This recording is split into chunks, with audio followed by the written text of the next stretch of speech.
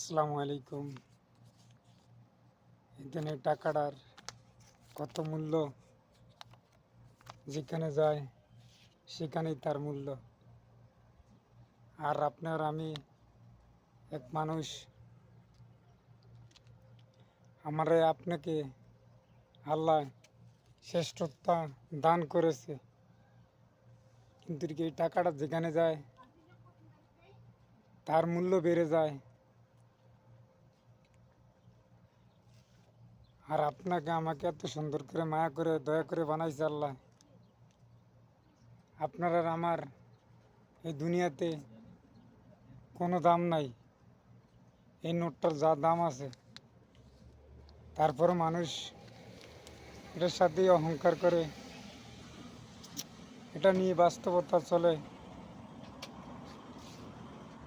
টাকার জন্য এক মানুষকে, এক মানুষের ভালোবাসা মানুষ বুঝে না। তার বুঝে তার টাকার মূল্যটাকে। একটা মানুষ, তারও আল্লাহ টাকা দিছে, আমাকে দেয় নাই। যদি সবাইকে সমানভাবে আল্লাহ টাকা দিত অথবা বুঝতো,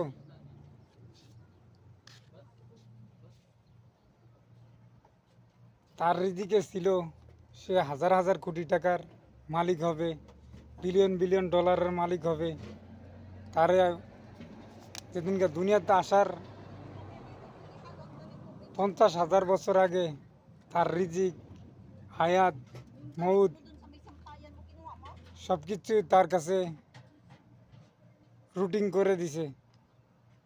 আর যাকে দুনিয়াতে গরিব বানিয়ে দিছে, তারও রুটিন ছিল, সে এভাবে এভাবে চলবে, সে টাকা আলা হবে না, ধনীও হবে না। তারপরে মানুষ বুঝতে রাজি না। টাকা নিয়ে আর পয়সা নিয়ে অহংকারী করতে থাকে, অহংকার নিয়ে মানুষ বাঁচতে থাকে।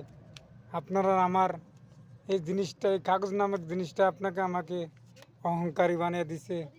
অহংকার হয়ে গেছি, কারণ দুনিয়াতেই টাকার মূল্য, কিন্তু এই মানুষের মূল্য নাই, ইনসানের মূল্য নাই।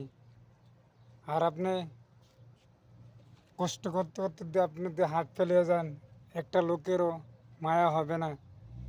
যে রবে বানাইছে